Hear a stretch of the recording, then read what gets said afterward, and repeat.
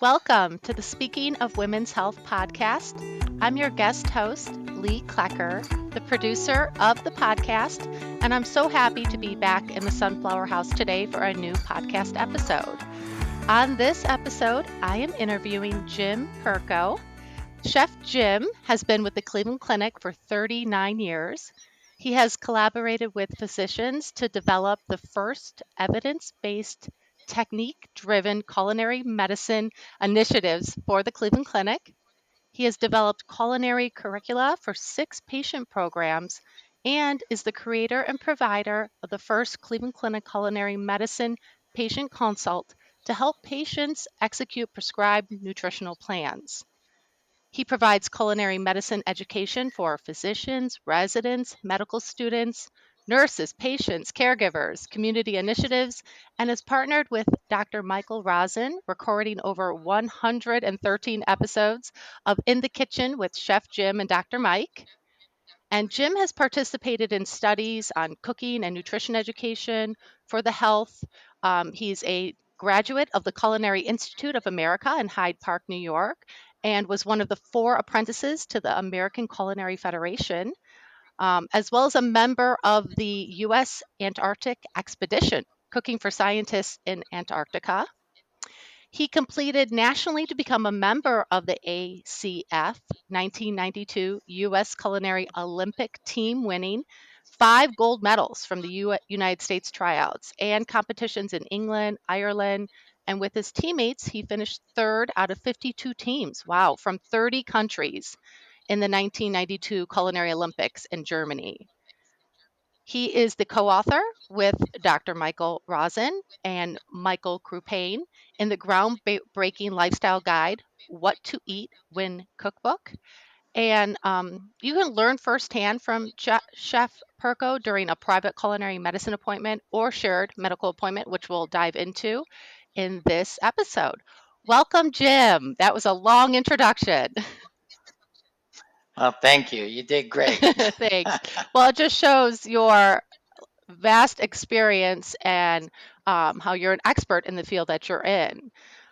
So, on this episode, we're going to be talking about the culinary medicine program at the Cleveland Clinic, as well as provide our listeners with some tips and hope some healthy recipes, and to go along with a column you recently wrote for speakingofwomenshealth.com, which included a lot of healthy recipes to boost your immune system.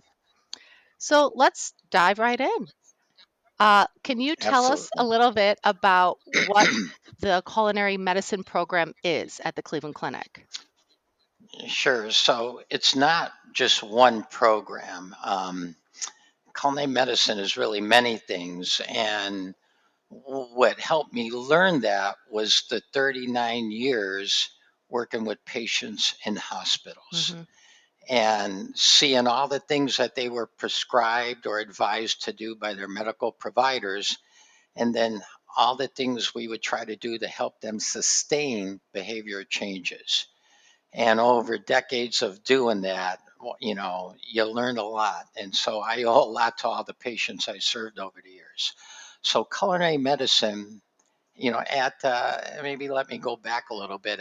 In 2018, I was at a NIH funded National Research of Health funded National Institutes of Health Research Day. I saw 36 different abstracts on culinary medicine, 36 different opinions of what it is. At Cleveland Clinic, we message culinary medicine to be the evidence-based science. So we try to take the strongest science, the evidence-based science of food, nutrition, and medicine, and we combine it with the joy and art of cooking. Hmm.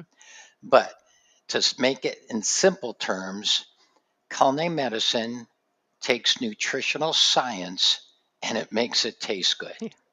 So no matter what diet any patient is prescribed to follow, a cardiac diet, a celiac diet, a Crohn's diet, a FODMAP diet, a diabetic diet, it does not matter. Hmm. Every patient should enjoy their food. So if we're working with Taussig Cancer Center, there's a cancer patient who's got a head and neck cancer that is prescribed to be on a textured modified diet, minced and chopped, or even more extreme, pureed, Mm-hmm. then that pureed should taste good. Right. And that gives that patient quality of life, right? Right. So in yeah, right. So in culinary medicine, all the groups you mentioned, we do that messaging from with patients, with physicians, with students, with communities, with corporate, right? For cancer, for kidney medicine, for any. I mean, I'm a chameleon. I can morph myself into any diet, right? Yeah. So when we created the curricula for culinary medicine, we create a technique driven curriculum. What I mean by that is if I could teach you, Leigh, how to make something moist without adding fat, Mm-hmm. or how to make something sweet without adding sugar, if you could do that to one thing, you could do it to 10 things. It's a technique. It transcends any diet. Yeah. It's a technique, right? Right. That's You great. know, a simple way to increase flavor is simply increase surface area. If I got a whole onion in my hand, you're going to have a heck of a time trying to caramelize it, right? Right. Julienne it or dice it in little pieces, you increase the surface area, increase the area of which you could caramelize the naturally occurring sugars, and it's sweet like a grilled onion. Hmm. Yeah. Works on anything, a carrot, a turnip, it doesn't matter. That's really interesting. So, how, at what point do you get involved? So, a patient goes to their physician, they are diagnosed with, say, diabetes or celiac disease. At what point does your program and do you and your team get involved then? Or how do you get involved? So, well, that's a great question. So, first of all, culinary medicine is relatively new, Okay. right? I mean, you maybe the first words probably started popping up about 2008. We did our first pre-culinary medicine program. Dr. Roizen started with Lifestyle 180 in 2008, but it really hasn't come mainstream now in 2016, 17, 18, and so on, right? Now it's like a buzzword. Everybody wants to do it. The key to that is getting the physicians and the medical providers and the doctors to not only recognize it and accept it to refer. So, with that, we created shared medical appointments, right? So, for a culinary medicine to be part of a shared medical appointment, you got to have the lead physician do the medical management, and it needs to be a physician that is like minded and believes in the food as medicine piece as well, right? And so, like we have culinary medicine for chronic disease. Dr. Darling's the lead physician in that. She's like minded. And so she wants to build into her SMA this component. We've done it in the past for MS with a neurologist. We've done it for breast cancer. We're part of a brain health study, the MIND study. We're one of the arms in the study, the food piece. Mm-hmm. So now it's getting more and more and more. And here I am on a podcast with you, which that didn't happen a couple of years ago, right? Yeah. Yeah. Pretty soon I'm going to have uh, the city of University Heights firefighters, 36 first responder firefighters in this kitchen doing hands on culinary medicine. Why? We want our first responders to be healthy, Right. right? Especially when they got to save people, right?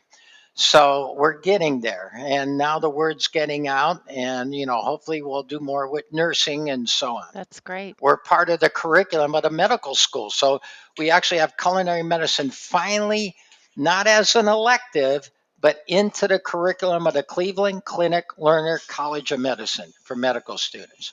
That's We got one fantastic. coming up next Friday. Yeah, That's, it's yeah, awesome. that's great. I mean, because as more and more research keeps coming out, there are so many diseases that can be prevented from just a healthy lifestyle, which most includes healthy eating.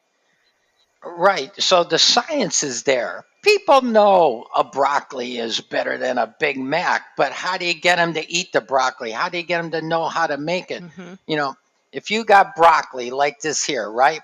This part's going to cook faster than this part, the stalk, right? And if you overcook broccoli, it's a cruciferous vegetable. So it doesn't smell, it's not palatable, it smells funky, right? Just think of cabbage on St. Patrick's Hmm. Day that's overcooked, it's not palatable. Anything cruciferous, cauliflower, Brussels sprouts, when you overcook it. So if you take this broccoli and you just put a score into the stalk part like this, right? Then that allows this part to cook more evenly with the floret. And then we don't want to shock it in cold water, because when you shock it in cold water, this is like a sponge. So if I put it in a dressing or a dip or whatever, it'll dilute that goodness that we put on it. So instead, we blot it dry, we strain it, we blot it dry, so it's al dente, crisp, but dry, so it absorbs and not dilutes whatever you're putting on. They're just little things like that that make a difference. Yeah, that's great. And we're going to talk more about those tips here shortly. So I want to go back a little bit about the culinary medicine program. Um, so we talked about what it can offer patients, how you get involved, and then sort of what point. But can the patient then now, hopefully the listeners will listen to this podcast. They go, yeah, this is great. This is something I could use in my life or with whatever they have going on in their health needs. So how can someone participate? Do they have to get a doctor's referral? Could they just reach out to you? Can they? Great question. So to participate in a shared medical appointment, they could just go to Cleveland Clinic /integrative medicine, or even better, we got a phone number is 216 448 4325 option 1. And then they could just call and make an appointment. To get into a shared medical appointment, they first have to have a medical visit with the physician that's leading that shared medical appointment, because the physician does the medical management. And that's so important because that's how the insurance company will cover it. It's considered a physician visit, because everything we do, it's not just me. The great thing about culinary medicine, culinary's the food piece, but medicine's the physician piece. And I think it's so wonderful now that at Cleveland Clinic, we are under primary care. Isn't that great? That wellness and preventive medicine is now part of primary care. Right. It is Yeah, great. Yeah, because for a while it was just wellness, and that was what, right. 10 years before. So I do agree. Yeah. It's great that Now it's we're now part of under primary care. primary That's care because awesome. it's a primary. It should be, first and foremost, taking care of our bodies, eating healthy, because what you put in is, how you feel, what you eat affects how you feel. That's right. Anytime you eat, you're either feeding or fighting disease. So during this shared medical appointment, what can a patient expect? So during a shared medical appointment, the goals are they're going to learn nutrition, right? They're going to learn, what foods feed disease, what foods fight disease, right? They learn that information. But what's so important is how can we get a patient to apply and execute that information so they don't compromise the taste of their meals or their health. Because when something's not palatable, or if it's too much work, or too laborious, or too costly, or ingredients aren't accessible, or whatever, then they tend not to do it. So to help a patient sustain those behavior changes they're being prescribed, we want to make everything executable, accessible, and affordable for that patient, and increase their culinary literacies and skills. A huge part is knife skills. So we show them knife skills, because no matter what diet you're going to do, you got to know how to hold the knife in your hand, and more importantly, how you hold the food in your other hand so you don't cut your fingers. Great. So, I know on your website, so I did a little research before this, and you discussed a little of this in the column that you wrote for speakingofwomenshealth.com, but you have shared many healthy cooking tips just to help mealtime easier and healthier and to absorb more nutrients, like you showed us with the broccoli. What other top tips, your healthy cooking tips, would you say that you think people should know most about?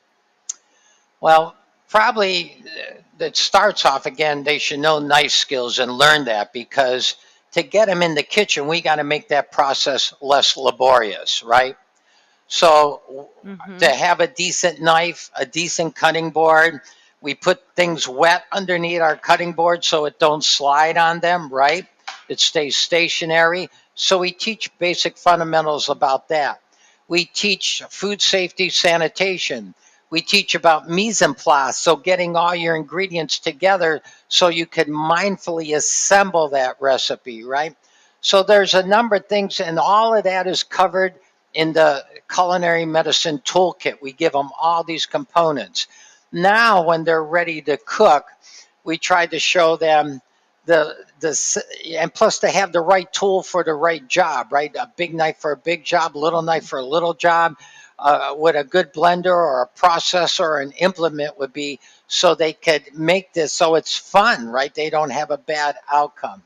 And then when it comes to tips, the biggest ones is what I mentioned earlier. If we could show them techniques, making sweet without, I'm going to demonstrate 2 recipes for you today that are going to do that. Because at the end of this podcast, if there's anything I would love anybody that watches this to take home, is I'm going to show them how to make a raisin reduction so they can make something sweet without adding sugar.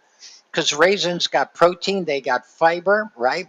They also have something called allulose that can help block, it's naturally occurring in a raisin to help block sugars from being absorbed into our blood. You could freeze it for up to 3 months. I'll get more on that when I demo it. And then I want to show them how to make a cashew-naise. So instead of having mayonnaise, which has egg yolks, which has lecithin and choline in the presence of a saturated fat that could contribute to TMAO or trimethylene N oxide. And that's what's great when people watch our videos. I do it, Dr. Roizen, because Dr. Roizen will explain the science so they understand it. And then we demonstrate a recipe that goes along with his science. So if he's talking about why you want to moderate your consumption of an egg yolk, we show him how to make something without the egg yolk, right? And we do that on 113 episodes for all kinds of different things. Yeah. So the biggest tips are making moist without fat, sweet without sugar, savory without sodium. Someone on a hypertension diet can't have no more than 1,500 milligrams of sodium in a day. How can we make their food taste good without adding salt, right? How to make dressings with no oil, no sugar, no sodium, and so on, and still taste great. And we do that, and it's awesome. Hmm. Yeah, that's great. I mean, I'm already learning a few things here. We've only been doing the podcast for a short time, but who knew about putting the wet paper towel under the cutting board? I mean, that's a great tip right there. So why don't we, if you're ready, go into the knife skill demo, Sure. because I'll tell you what, no one's really ever showed me that, and I've got 3 kids and I'm cooking for them all the time using knives every day, and I'm probably using it wrong. Okay. So, So, first of all, we got something wet, because if you don't have something wet, see what happens? It slides on you, right? So mhm. that's why we want to take something wet, put it down, and that keeps our cutting board from sliding like so. Now, the main knife that we use in the kitchen with our patients and anybody is an 8-inch chef's knife, meaning it's 8 inches from the heel to the toe. Okay. Now, this particular knife has a half bolster, meaning it's thick up here, but then it tapers down to the same thickness as it does to the blade. All right. So a full bolster, this thick part would be all the way down to the end. And then when you're doing this a lot, you'll get a divot in here, and it's hard to sharpen. You got to put it on a grinding wheel and grind it. Where this one, it doesn't happen like that, right? Actually, I'm going to see. Hey, Right. Gabby, can you bring me my other knife, please? Um, and so I'll show you what a full bolster looks like. But that way you could sharpen it from heel to toe.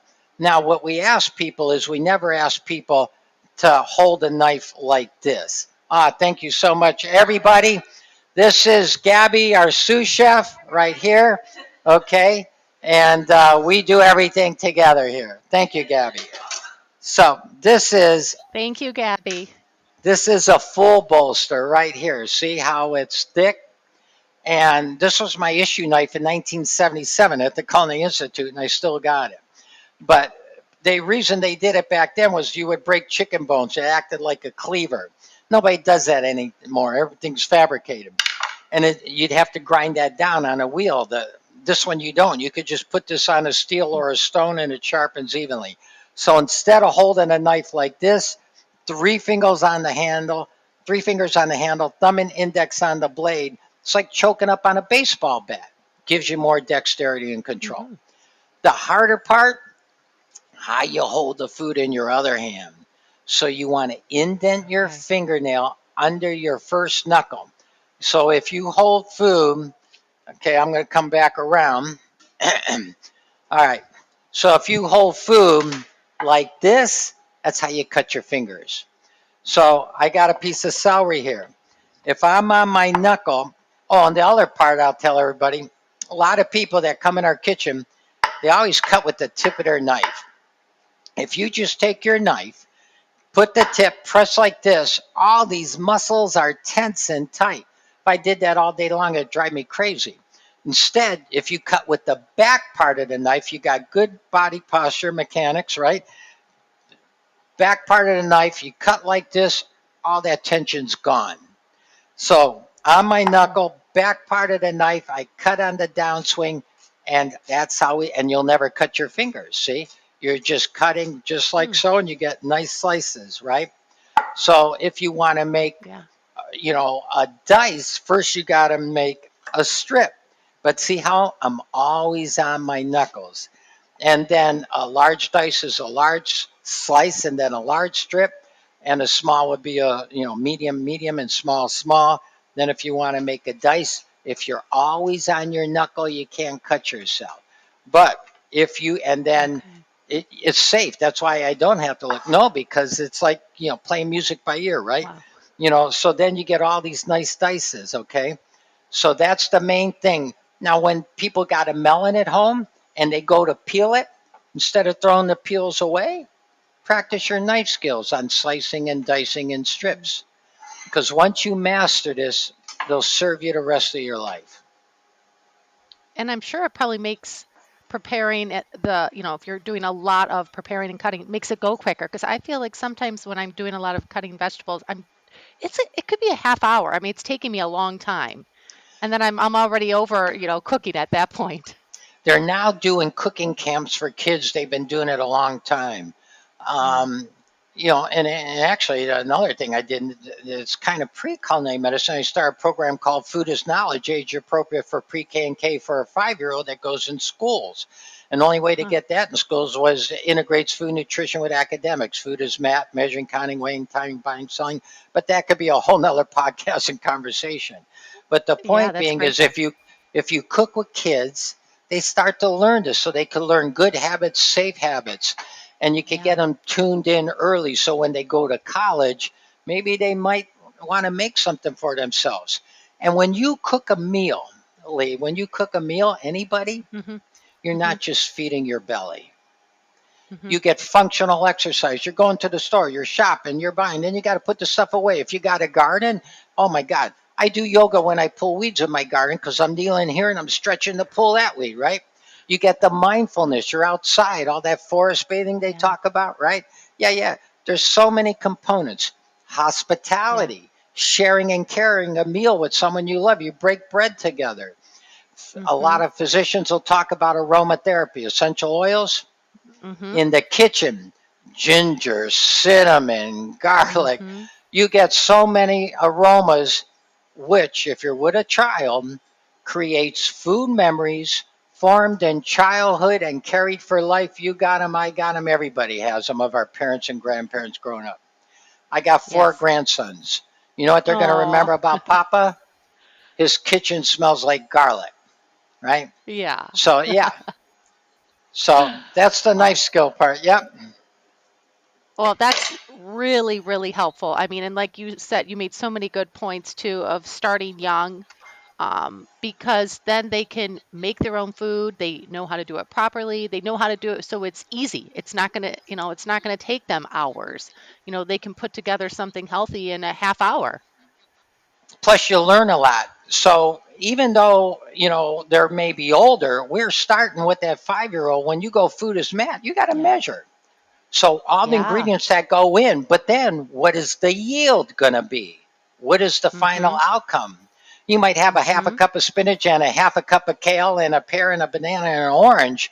But after all that stuff is pureed, what's going to be the final yield? So they learn that piece of Mm-hmm. it.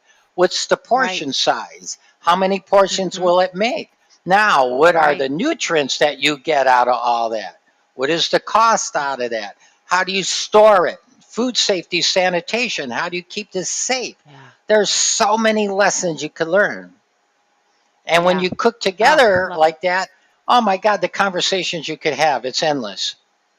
Yeah, yeah. Especially, I mean, I've got two teenage boys, and they're like, "Oh, how long do I put this in for, or how much?" Making a smoothie. I'm like, and I'm thinking in my head, how do you not know? You just throw a bunch of stuff in and figure it out. But they want to know, which I guess is a good thing. Should they put a half cup of the orange juice or how much yogurt? Right.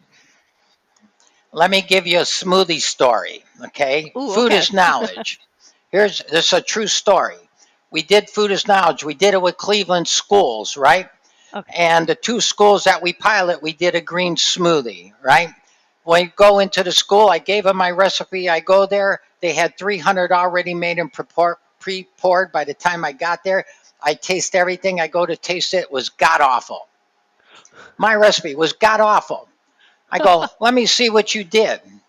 Here's what they did wrong because they had to make a lot, right? They Right. bought the kale in big bags and it was wet, Mhm. Mm, right? Same thing with the spinach, right? Because they bought institutional bags and they were probably older and they were all wet. You know what happens when greens get wet? They get real funky. The bananas weren't ripe, the pears mm, weren't ripe, and they didn't peel the pith off the orange. And I don't want to add sugar to this. Now, if you just have the pith on a citrus, it's real, real bitter. You got to peel okay. that because I want this smoothie to be sweet. So I Mhm. made them dump all those because a kid, you only get one shot with a kid. If this kid makes a frown and don't like it, that kid looking at him ain't even going to try it, right? Yeah. That's right. So made them throw it all away. We went to the store, bought new stuff, and then we did it right, and it was great. Oh, There's a good. saying in the culinary world: good in will help you get good out. So if you Mhm. buy stuff, you handle it with integrity and properly, you get a great outcome. Mhm. Yeah, that's great. I mean, and I actually didn't really know that your greens shouldn't be wet. I mean, because I'll buy it frozen sometimes because of work and all this going on, and it's just not the same. And then I'll buy it already packaged, at the store because it's so convenient. I'm like, oh, that's sweet and it tastes so good. How come mine can't taste like that? Yeah, So and there, we'll have to there's get one of your. actually there's science on like carrots. Sometimes people buy carrots already cut up, those little ones in bags and everything. They're already degraded. The Yeah. nutrients that are soluble to heat, light, and air, right, already degrades nutrients. So when I buy carrots, if I get the green tops on and they're fresh, at least I'm a little bit fresher, right? And then anybody that's able to have a garden, it's a great thing to do. But the more you could do when you make your own, when you cook, you pick the food, you decide the source where it came from, right? You control that, Mhm. and you Mhm. control how it's made and prepared. When you buy something somebody else did, you lost all that control. Right. And Yeah. and Very once good you make point. something that's like, wow, this is really good, when kids get used to doing that, they're not going to want any other stuff because you created a benchmark for what good is, and it's hard Yeah. to go back, right? Yeah. That's great. Uh, do you want to go and show everybody the raisin reduction recipe Absolutely. and Okay. So we just took raisins, we put them in a pot. It's real simple, equal parts. okay. A cup of raisins, cup of water. We put it in a pot, right? And then this one here is already rehydrated. And I'm going to show you the water that we got from it, okay? The liquid, which is now a raisin broth, okay? And I'm not going to do this whole thing because it'll be loud in the interest of time. But this is the broth. I'm going to see if I could get a spoon and bring it up so everybody could see. So those raisins were already cooked. This is what the broth looked like. Okay. So we reduced Okay. down, if you took a cup of raisins and a cup of water, or 2 cups of raisins and 2 cups of water, you reduce it down. That one was a double batch. Okay, and that's what it looks like. Now you got this raisin broth, right? All right. Okay. So now we put that in like so. And this is um, a high-speed blender, but it helps to have the right tool for the right job, but you could do it in any blender. What I like about a Vitamix is because it has a variable speed, meaning I could start slow, ramp it up, and I got this tamper to go down. So I put it on, I go slow, like so, right? And I just keep going, and that's all I do. So I would let this go about another minute, and Okay. then when I'm done, this is what I would get. And we make this ahead of time. This will freeze for up to 3 months easy, and that's what it looks like. Now you use it Okay. for savory, you could use it for baking, but this way, instead of adding white sugar, brown sugar, honey, agave, whatever, you're getting protein, fiber, you're getting allulose, right? Antioxidants that's in the raisin. That you could also do it with prunes, right? People do it with dates and so many things. We did the raisin reduction because they're affordable. Most Hmm. people have them, are familiar with them, and plus they do have the allulose. Now, I'll go. You want me to go into the cashew nays now and do that one? Yeah, I just had a question just for Sure. my, selfish Yeah, reasons yeah. for when I bake in the future. So if I'm making a recipe, I make a zucchini bread recipe. It's my grandma's. Kids love it, and it's a good way to get the green vegetables in there. Would I substitute because it's about 2.5 cups of white sugar, this recipe called Wow, for. I know, that's a right? lot. So it's like, Yeah, yeah. I know, and I just took away all that wonderful green vegetables, like by putting all that sugar in. Would I use 2.5 cups of the raisin reduction? I probably would start with half Okay. because, Okay. first of all, the raisin is already cooked down. So if you had 2.5 cups of whole raisins, by the time you cook it and puree it, Yeah. it's not 2.5 cups anymore, right? Yeah. That goes back Right, to the right. yield. Yeah. So, you know, exactly. I don't, depending how many loaves or how much you're going to make, start with less because you're going to get a flavor that'll come off the raisin, right? You're also Mhm. going to get moisture that's going to come Mm, off that mhm. raisin, right? You're adding moisture Right. to it, which if you control it, it's a good thing because that could add moisture without adding oil or fat Exactly. is Right. exactly right. And so the more that you get into doing these things, depending on what your recipes are, the next time you go, I think I need a little bit more, or I think I need a little less, and you write those Okay. notes down. And then after a Yeah. while, boom, you're going to nail it. You want me going to cashew nays? Yeah, so this is going to be a way to add flavor but reduce your sodium intake, correct? With the cashew nays? Well, yeah, yeah, yeah. But more importantly, if you have mayonnaise, again, you get the yolk, you got added oil, you got Mhm. added sugars, right? And then you get the lecithin and the choline and all those things that are going on in there. And I got to get, these are the wrong gloves. I got to get bigger gloves. I'll be right back. Okay. Yep, always Okay, and having the these right are mine. tools, All like you right. said, having No, everything out and ready. yeah, no, those were Gabby's gloves. That's why I was having a hard time. Now I got mine. Okay, we're good. All right, so now, if you have mayonnaise, you got the egg yolk, you got the oil and the added sugar. So some people, instead of having that, they might get vegenaise. But when you Mm. look at the nutritional label, and everybody should read the ingredients and the nutritional analysis, main ingredient is oil, okay? Mhm. And it's 80 calories a tablespoon because it's mostly oil, okay? Yeah. And actually, the, one of the problems with vegenaise, it's so good you could eat it with a spoon. So you're Oh, eating a really? lot of. It's pretty good, but Yeah. it's a lot of oil, right? Yeah. And what's the three addictives in food? Sugar, sodium, and fat, right? Mhm. You like ice cream? Yes. That is the trifecta. It has all three. Yeah. That's why it's Yeah. so easy to eat. So that's why we want to help people to show them how they could enjoy food while reducing the amount of added sugar, sodium, and fat, because those are the three main addictives in food. Okay, so Mm-hmm. now we're going to go back around here. All right. Okay. So now we got our processor, our blender rather. Okay. Okay. So we got cashews, if you get them soaked overnight, a cup of Okay. cashews soaked overnight, right? Then we got our garlic, fresh garlic. Okay. We got dry mustard, a little bit of cayenne, and we got salt.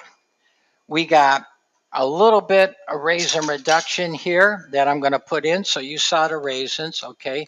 So Right. that's going to go in, our raisin reduction. Then we got some water, plain water, okay? And you have all these recipes that we gave you. Yes, we're going to Distilled, put the link to all the recipes in the show notes for all of our listeners out there.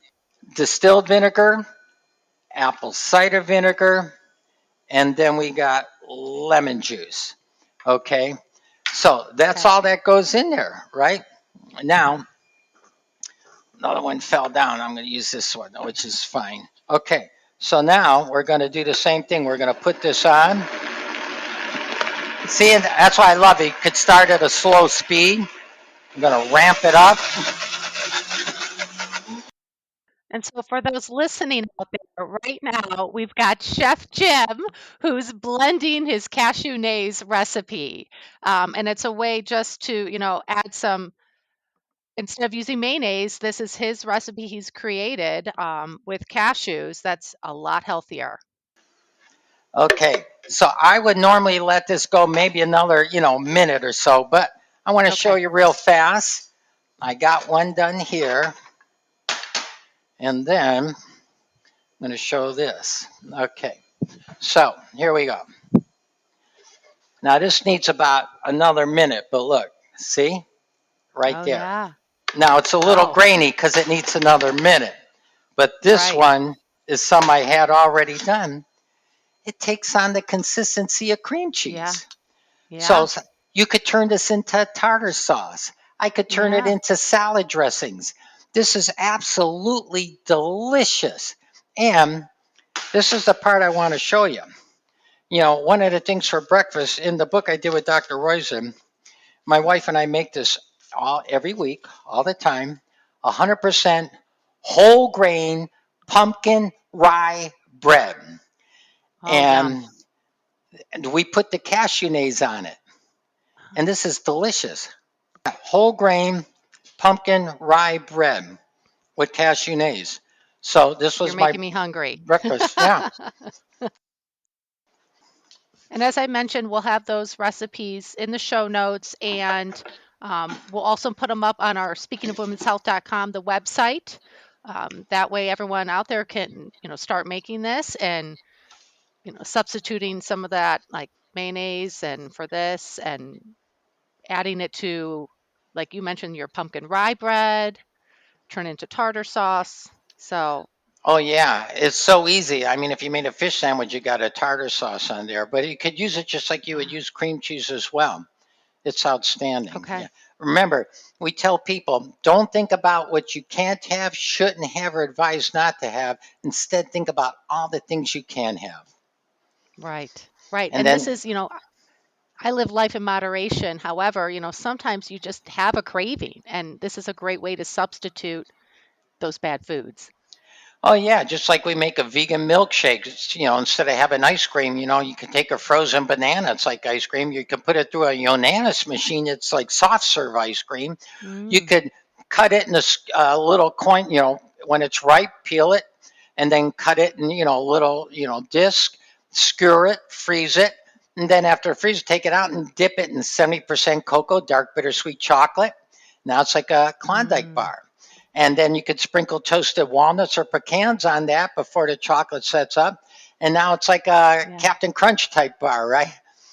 Yum. Think of all the things you can do. It's fun. Absolutely. I mean, this has been so great. I mean, we'll have to have you back because there's so many more recipes and tips that we can get into.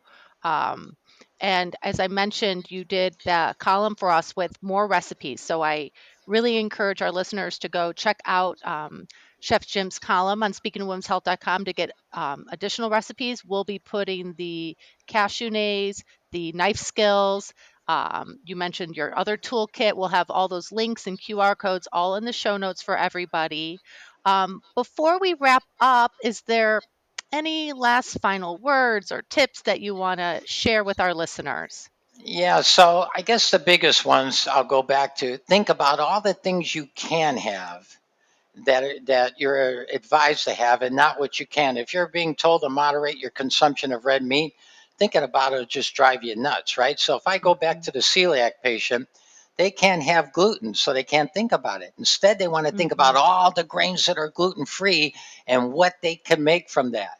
So whatever you're being prescribed to do, that's your go-to world, what you could do. And then the other part would be you can't love what you don't know. So how does that celiac patient know they're not going to like millet if they never had it or tried it, right? Right. So give things a try and have Yeah. fun. I Practice love your that. knife skills. That's right. I will. I will tonight. Well, thank you Right? so much, Jim, for Okay. joining us on the Speaking of Women's Health podcast. It's been Oh, great. I forgot to mention I do individual culinary medicine consults where I'm the Okay. medical provider. Now, I think I might be the first chef to ever do this because chefs don't chart in a patient's medical records in Epic. And this does Right. that, right? But Okay. it is out of pocket. So the Okay. shared medical appointments are covered by most insurance companies, right? Mm-hmm. Because it's a physician visit. Culinary medicine consult, our government doesn't recognize it. So it's Mm. out of pocket.